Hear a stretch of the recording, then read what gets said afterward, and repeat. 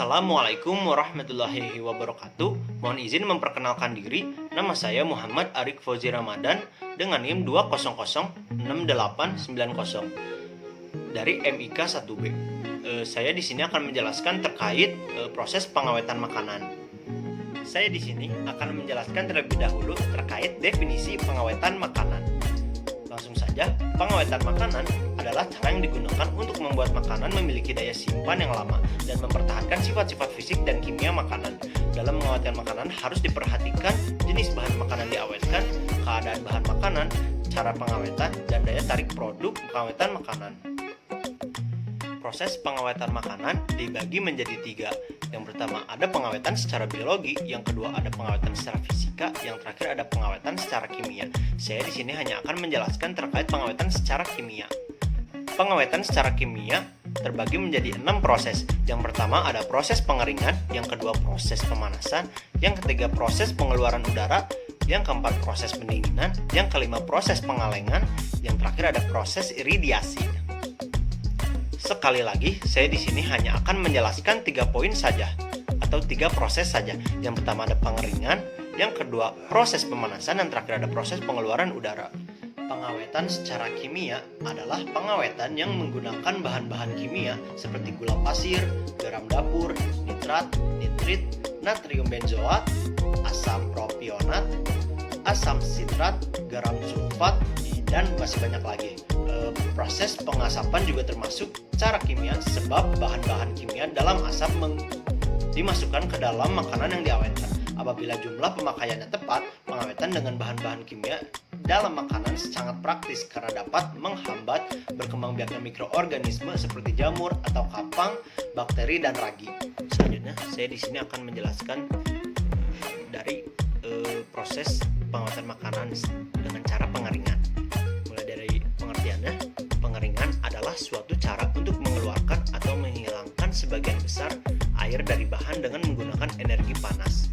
Pengeluaran air dari bahan dilakukan sampai kadar air keseimbangan dengan lingkungan tertentu di mana jamur, enzim, mikroorganisme, dan serangga yang dapat merusak menjadi tidak aktif lagi. Dan tujuan pengeringan adalah untuk mengurangi kandungan air bahan sampai batas tertentu sehingga aman disimpan sampai pemanfaatan yang lebih lanjut. Dengan pengeringan, bahan menjadi lebih tahan lama disimpan. Volume bahan lebih kecil mempermudah dan menghemat ruang pengangkutan, mempermudah transportasi dan biaya produksi yang lebih murah. Berikutnya ada prinsip pengeringan. Prinsip pengeringan adalah proses penghantaran panas dan massa yang terjadi secara serempak. Dalam pengeringan, air dihilangkan dengan prinsip perbedaan kelembaban antara udara pengering dengan bahan yang dikeringkan. Berikutnya terdapat 3 periode dalam proses pengeringan. Yang pertama ada periode awal atau bisa disebut dengan initial period, di mana panas sensibel digunakan untuk menaikkan temperatur bijan. Laju penguapan air meningkat seiring dengan waktu. Periode yang kedua ada periode laju konstan atau bisa disebut dengan constant rate period, di mana terjadi proses penguapan air bebas dari permukaan bijan. Laju penurunan kadar air bijan konstan. Yang terakhir ada periode laju menurun atau bisa disebut falling rate period, di mana pada tahap ini laju pengeringan menurun. Pergerakan air dari bagian dalam bijan menuju ke permukaan menjadi faktor penentu kecepatan penurunan kadar air. Penghantaran panas pada pengeringan dapat dilakukan secara konduksi, konveksi, radiasi, dan dengan gelombang mikro. Sedangkan cara pengeringan dapat dilakukan secara alami dan secara buatan atau mekanis. Yang pertama dari pengeringan alami. Pengeringan alami dapat dilakukan dengan penjemuran langsung dan dengan penjemuran dengan modifikasi. Penjemuran alami secara langsung biasanya menggunakan sarana pengeringan paling sederhana seperti lantai jemur, jalan beraspal, atau tikar. Yang kedua ada pengeringan buatan atau mekanis. Pengeringan buatan dilakukan dengan menggunakan pemanasan dari hasil pembakaran. Media udara dihembus melalui pemanas atau kontak langsung ke produk yang dikeringkan. Pemanasan udara dapat dilakukan secara langsung dan tidak langsung. Pada dasarnya pengeringan mekanis dibedakan menjadi 2 macam, yaitu sistem batch dan sistem continue. Kelebihan menggunakan pengering mekanis adalah dapat menghasilkan produk berkualitas, suhu terkendali, dan laju bisa dipercepat. Pengeringan juga tidak tergantung iklim dan cuaca. Dalam singkat kata, tidak harus siang hari tetapi bisa malam hari.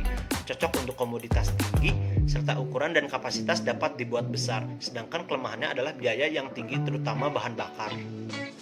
Yang kedua, aku akan ngejelasin terkait pengawetan makanan dengan cara teknik pemanasan.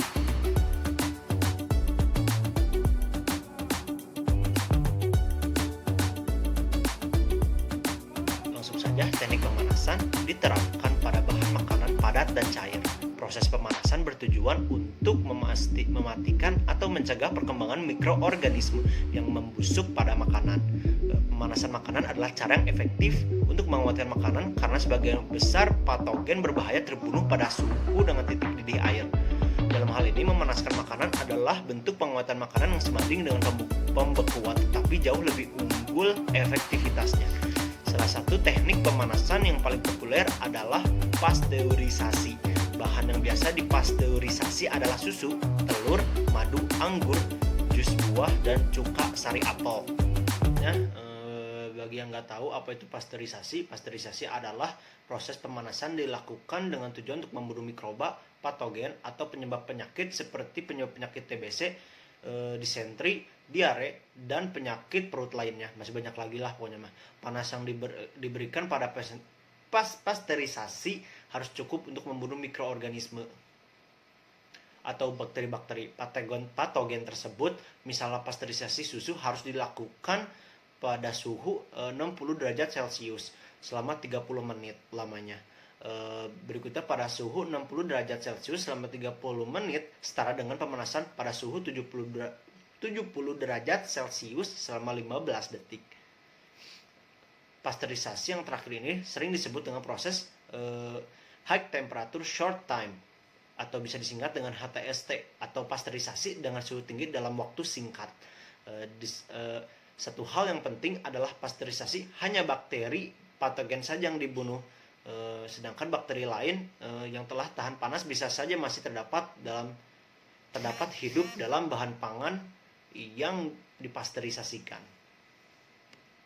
Dengan demikian, meskipun bakteri ini tidak menimbulkan penyakit, tetapi jika tumbuh di dalam produk pangan dapat menyebabkan kerusakan atau kebusukan. Yang ketiga, saya akan menjelaskan terkait pengawetan makanan dengan cara pengeluaran udara atau bisa disebut dengan pemvakuman. Vacuum packing atau pengemasan vakum merupakan metode mengemas makanan dengan cara menempatkan di dalam kantung plastik khusus. Kemudian seluruh udara di dalam kantung tersebut dikeluarkan menggunakan mesin. Lalu kantung disegel rapat-rapat menggunakan panas. Pengemasan vakum memungkinkan umur simpan daging lebih lama dalam keadaan segar karena oksigen dihilangkan, dan hal ini juga memperlambat laju pemurnian. Makanan yang umumnya dikemas dengan cara pemvakuman ini adalah daging. Daging yang sudah kenapa daging yang sudah dikemas dengan vakum akan disimpan biasanya dalam suhu -1 sampai -0 derajat Celcius. Cara ini sangat efektif untuk memperpanjang usia penyimpanan daging. Mungkin sekian dari saya terkait penjelasan pengawetan makanan secara kimia. Dari tadi penjelasan pengeringan, kedua pemanasan dan pengeluaran udara. Mohon maaf jika ada kata-kata yang kurang berkenan, mohon dimaklumi. Saya juga masih dalam tahap proses pembelajaran. Terima kasih. Wassalamualaikum warahmatullahi wabarakatuh.